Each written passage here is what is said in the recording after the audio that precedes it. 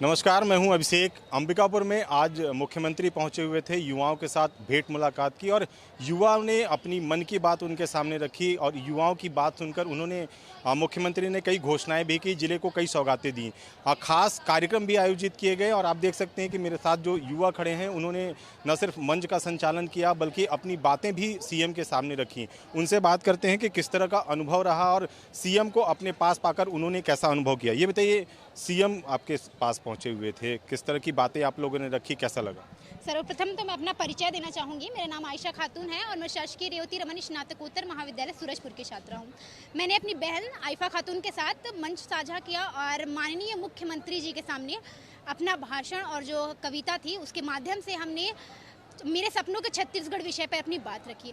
महोदय, मैं ये समझती हूँ कि एक मुख्यमंत्री का इतने युवाओं के बीच में आना, उनकी बातें सुनना, ये एक बहुत बड़ी बात है क्योंकि हमारे देश में ऐसा कहीं पे भी देखने को नहीं मिलता है। हमारे जो काका है, हमारे दुलरुआ काका, वो सभी संभाग में गए हैं, वहाँ के सभी युवाओं से मिले हैं, सभी जिला के जो थे यहाँ पे लोग मंच पे बात कर रहे थे और युवाओं के साथ आना, युवाओं के सामने एक नेता का खड़ा होना, ये बहुत बड़ी बात है क्योंकि युवा जो है वो शिक्षित है, उसके सामने खड़ा होना, नेता के विषय में अगर बात करूं तो एक बहुत बड़ी बात हो जाती है। सपनों का छत्तीसगढ़ भी आपने रखा, दोनों बहनों ने। किस तरह का छत्तीसगढ़ था, कुछ लाइनें हम सुनना चाहते हैं।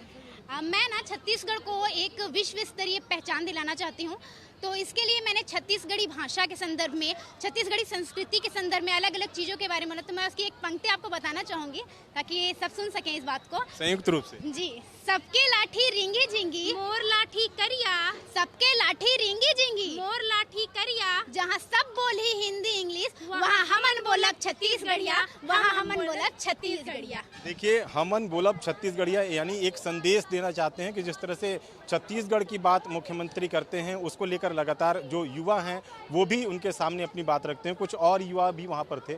सीएम साहब के साथ मुलाकात हुई, भेंट मुलाकात, कैसा अनुभव रहा, क्या कहना चाहिए? ज़बरदस्त अनुभव था अपने आप में कहीं ना कहीं, और अपने प्रदेश के मुखिया से मिलना एक छोटे बालक के लिए अपने आप में बहुत बड़ा गौरव का विषय रहता है। और मैं अपने आप में इस बात से अचंभित हूँ कि कैसे एक एक बातों को बहुत ध्यान से सुनते हैं। मैं जब भाषण दे रहा था वो सबकी बातों को बहुत ध्यान से सुने, हज़ारों लोग की बातों को सुने और कई घोषणाएं की। ये अपने आप में एक अद्भुत अनुभव था और मैं बहुत बहुत शुक्रिया अदा करना चाहूँगा। ऐसे ही मौके मिलते रहे हमें, मैं ऐसा चाहूँगा। सीएम को इतने करीब पाकर कैसा अनुभव कर रहे हैं और एक छत्तीसगढ़िया सीएम की जो छवि दिखाते हैं वो कैसा लगा? बहुत ज़बरदस्त अपने आप में उनकी छवि, बिल्कुल बहुत मजबूत छवि है और एक युवाओं को प्रेरित करती है कि और वो बेहतर करें, ज़्यादा मजबूती से अपना काम करें और कहीं ना कहीं हमारे प्रदेश को एक बेहतर प्रदेश बनाएं। युवाओं के लिए शिक्षा और एक रोजगार बड़ा जो माध्यम होता है, बड़ी मांग होती है। सीएम के सामने कई युवाओं ने अपनी मांग रखी, किस तरह का रिएक्शन था, किस तरह से उनके जवाब दिया मुख्यमंत्री? उन्होंने बहुत ही सकारात्मक तरीके से जवाब देने की कोशिश की। उन्होंने ऐसा कहा कि जो उनसे हो पा रहा है वो ज़रूर करके कर रहे हैं और जिन चीज़ों में वक्त लग रहा है उन्होंने उस चीज़ के लिए वक्त भी मांगा है, बट ऐसा कभी नहीं कहा कि वह नहीं करेंगे। हमेशा ये हमारे मुख्यमंत्री जी की खास बात है कि वह हर चीज़ को सकारात्मकता तरीके से लेते हैं और वो हर चीज़ को पूरा करने की कोशिश करते हैं। धन्यवाद। जिस तरह से ये बात कही जाती है कि युवा ही राष्ट्र के निर्माण करता है, युवाओं के साथ एक मुख्यमंत्री का इस तरह के सामने आना कैसा लग रहा है? बहुत ही अच्छा लगा सर। जैसा कि हम सभी जानते हैं कि आज का भविष्य हमारा युवा है। हर युवा के अंदर उतनी ही ऊर्जा है कि वो देश ही नहीं, हमारे पूरे विदेश में अपना डंका बजा सकता है और यहाँ बैठा सभी युवा अपनी एक अलग ही पहचान, एक अपना अलग ही मुकाम लेकर हमारे माननीय मुख्यमंत्री जी के सामने, सभी अतिथियों के सामने प्रस्तुत किया अपने विचार, अनमोल विचार उन्होंने अपना साझा किया कि छत्तीसगढ़ के निर्माण में उनका जो भी सहयोगदान लगेगा, युवा अपनी कड़ी से कड़ी मेहनत कर वो सबको साझा करेगा, स्वीकार करेगा और साथ ही उसको पूरा करेगा और साथ में नया छत्तीसगढ़, नवा छत्तीसगढ़ के एक अनमोल सपना जो कि यहाँ बैठा हर युवा देख रहा था, माननीय मुख्यमंत्री हमारे काका के साथ इसको साझा करेगा।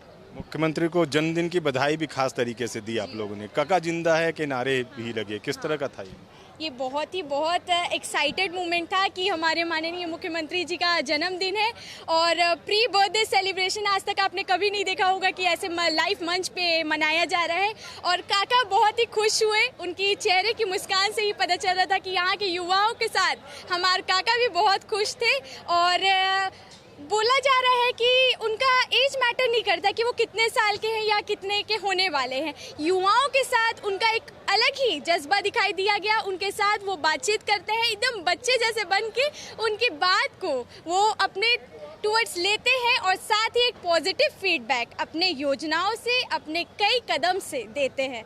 धन्यवाद। मैनपाट से हैं आप। मैनपाट काफ़ी अंदरूनी इलाका माना जाता है, वहाँ से निकलकर मुख्यमंत्री के सामने बात करना, कैसा अनुभव रहा? मुख्यमंत्री जी ने कैसा प्रतिसाद किया? सबसे पहली बात कि मुझे जब बुलाया गया था कि ऋषि आपको एंकरिंग करना है, मैं उस समय खेत में यूरिया डाल रहा था और फिर वहाँ से मोटरसाइकिल उठा करके आया था पीजी कॉलेज के ऑडिटोरियम में। और इस तरह से नए चेहरों को, ग्रामीण अंचल के लड़के को मौका देना, ये बेहद सुखद अनुभव है और एक भरोसा दिलाता है कि जिस तरह से 4 सालों में मुख्यमंत्री जी ने जो अपने काम किए हैं और उस कामों को लेकर वो लोगों के बीच हैं।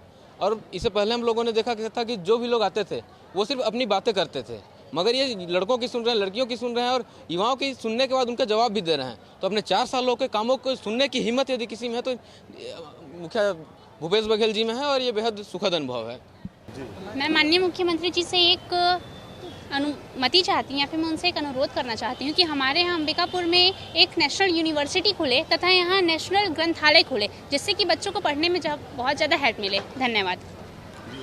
मैं अंबिकापुर पीजी कॉलेज का छात्र हूँ, अनमोल बारी 4th सेमेस्टर का। जैसा कि मैं आपको बताना चाहता हूँ कि मेरा जो मांग था, मैं जैसे ही अपना मांग बोलने के लिए जा रहा था वैसे ही उन्होंने अपने से ही हमारा मांग को पूरा कर दिया। मेरा मांग था, पहला मांग मेरा था कि हमारे जितने भी सरगुजा संभाग में है, हर संभाग के ज़िले में एक स्पोर्ट्स हॉल खुले, तो उन्होंने मेरे बोलने से पहले ही वो मांग को पूरा कर दिया। और दूसरा मांग मेरा ये था कि हमारा जो महाविद्यालय का ग्राउंड है वहाँ पर एक सिंथेटिक ट्रैक बने, जो कि ये मांग को मैं उनसे नहीं बोल पाया क्योंकि उनको भी समय की अभाव था।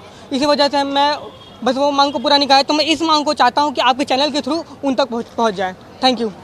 देखिए, जिस तरह से अनुभव युवा साझा कर रहे हैं, उनका कहना है कि बेहद सुखद अनुभव रहा है और जिस तरह से भेंट मुलाकात कर सीएम भूपेश बघेल अलग अलग संभागों में जा रहे हैं। सरगुजा संभाग में उनका दौरा था। सरगुजा संभाग के सभी जिले के युवा जो छात्र छात्राएं हैं वो मौजूद थे और उन्होंने अपनी बातें, अपनी मांग सीएम के सामने रखी और सीएम ने भी उनको निराश नहीं किया और जिस तरह से घोषणाएं थी उन्हें पूरा करने का आश्वासन दिया। ऐसे में कहा जा सकता है कि मुख्यमंत्री भूपेश बघेल लगातार युवाओं के बीच जाकर बेहतर छत्तीसगढ़, जो सुदृढ़ छत्तीसगढ़ के निर्माण की जो बात कहते हैं उसको पूरा करने के लिए अभियान चला रहे हैं और युवाओं में भी इसे लेकर काफ़ी उत्साह देखा जा रहा है। अभिषेक सोनी, IBC 24, सरगुजा।